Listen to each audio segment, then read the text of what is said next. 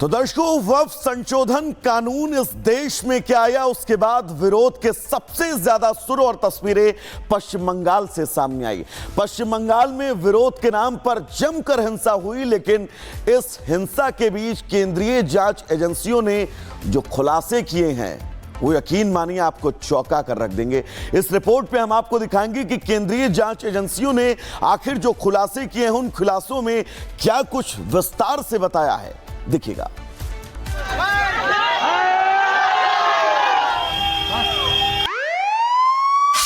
आखिर जिस बात का डर था वही दीदी के बंगाल का सच है।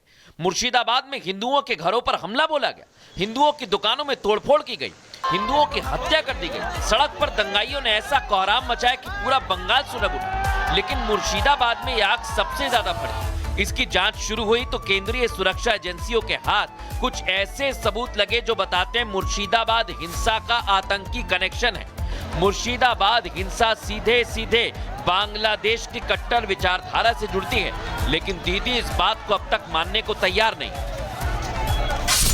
सूत्रों के मुताबिक केंद्रीय एजेंसियों को जांच में पता चला कि इस हिंसा के पीछे बांग्लादेश का आतंकी संगठन अंसार उल बांग्ला टीम एबीटी है। जांच एजेंसी से जुड़े सूत्रों की माने तो इस हिंसा में आईसिस के आतंकियों का भी हाथ है। हिंसा भड़काने के लिए बाहर के लोगों को भी जुटाया गया था, जिसका सीधा मतलब यह कि मुर्शिदाबाद को सुलगाने का प्लान पहले से तैयार था, बस इंतजार था तो इसे जमीनी स्तर पर उतारने का।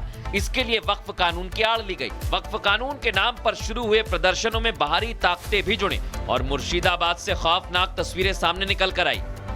सूत्रों के मुताबिक पिछले 3 महीने से इलाके के लोग इस घटना को अंजाम देने की योजना बना रहे थे। शुरुआती तौर पर केंद्रीय जांच एजेंसियों को जो सबूत मिले हैं वो इस बात की ओर इशारा करते हैं कि शुरू से रामनवमी की तारीख तय की गई थी, लेकिन सुरक्षा के पुख्ता इंतजाम के कारण चीजें बदल गईं और फिर नए वक्फ कानून ने वो ट्रिगर पॉइंट दे दिया।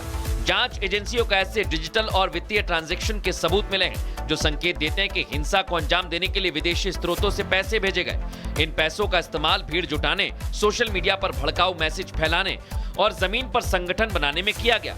ये भी पता चला कि जिहादियों का जोर हिंदू विरोधी आंदोलन की ओर था, जिसके कारण हिंसा ने भयावह रूप लिया। जांच एजेंसियों को इस बात का भी अंदेशा है कि ये बाहरी ताकतें मुर्शिदाबाद के अलावा भारत बांग्लादेश सीमा के दूसरे सीमावर्ती जिलों में भी इस तरह की हिंसा को अंजाम देने की फिराक में हैं। यानी मुर्शिदाबाद के अलावा नादिया, मालदा, उत्तर 24 परगना और कूच बिहार जैसे सीमावर्ती जिलों में हिंसा फैलाने की साजिश रची जा रही है। इसलिए सूत्रों की माने तो भारत बांग्लादेश सीमा से सटे इलाकों में एबीटी के स्लीपर सेल सक्रिय हैं। ऐसे में इन इलाकों में केंद्रीय और राज्य की एजेंसियां अलर्ट पर हैं। लेकिन इतना साफ है कि दीदी की पुलिस और प्रशासन राज्य में पूरी तरह फेल हो गया, क्योंकि ममता की नाक के नीचे ये सब चलता रहा और ममता को कानो कान खबर नहीं हुई। जिहादी बॉर्डर पार कर बंगाल में अपना संगठन मजबूत कर रहे हैं। तो दर्शकों, वक्फ संशोधन कानून इस देश में क्या आया, उसके बाद विरोध के सबसे ज्यादा सुर और तस्वीरें पश्चिम बंगाल से सामने आई। पश्चिम बंगाल में विरोध के नाम पर जमकर हिंसा हुई, लेकिन इस हिंसा के बीच केंद्रीय जांच एजेंसियों ने जो खुलासे किए हैं वो यकीन मानिए आपको चौंका कर रख देंगे। इस रिपोर्ट पे हम आपको दिखाएंगे कि केंद्रीय जांच एजेंसियों ने आखिर जो खुलासे किए हैं उन खुलासों में क्या कुछ विस्तार से बताया है, देखिएगा।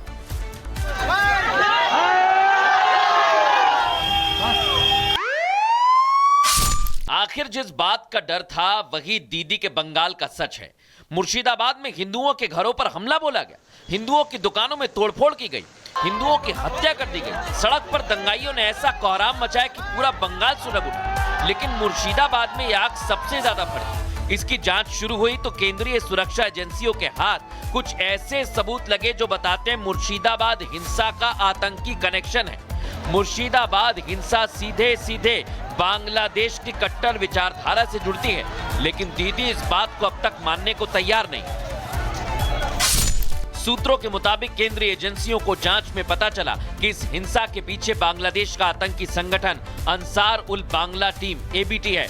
जांच एजेंसी से जुड़े सूत्रों की माने तो इस हिंसा में आईसिस के आतंकियों का भी हाथ है। हिंसा भड़काने के लिए बाहर के लोगों को भी जुटाया गया था, जिसका सीधा मतलब यह कि मुर्शिदाबाद को सुलगाने का प्लान पहले से तैयार था, बस इंतजार था तो इसे जमीनी स्तर पर उतारने का। इसके लिए वक्फ कानून की आड़ ली गई। वक्फ कानून के नाम पर शुरू हुए प्रदर्शनों में बाहरी ताकतें भी जुड़ी और मुर्शिदाबाद से खौफनाक तस्वीरें सामने निकल कर आई। सूत्रों के मुताबिक पिछले 3 महीने से इलाके के लोग इस घटना को अंजाम देने की योजना बना रहे थे। शुरुआती तौर पर केंद्रीय जांच एजेंसियों को जो सबूत मिले हैं वो इस बात की ओर इशारा करते हैं कि शुरू से रामनवमी की तारीख तय की गई थी, लेकिन सुरक्षा के पुख्ता इंतजाम के कारण चीजें बदल गईं और फिर नए वक्फ कानून ने वो ट्रिगर पॉइंट दे दिया।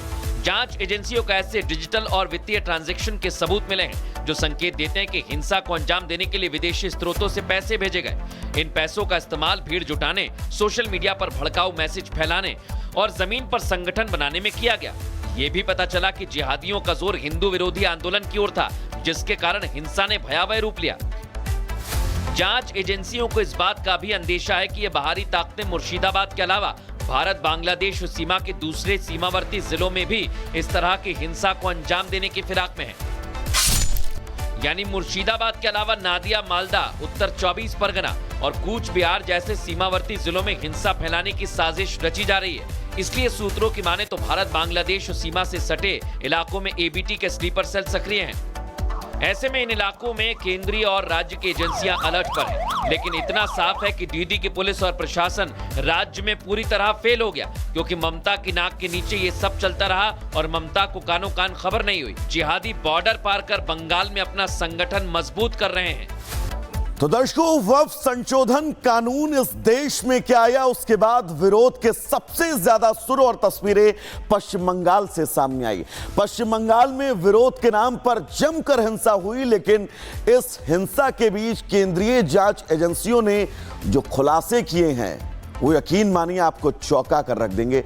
इस रिपोर्ट पे हम आपको दिखाएंगे कि केंद्रीय जांच एजेंसियों ने आखिर जो खुलासे किए हैं उन खुलासों में क्या कुछ विस्तार से बताया है, देखिएगा।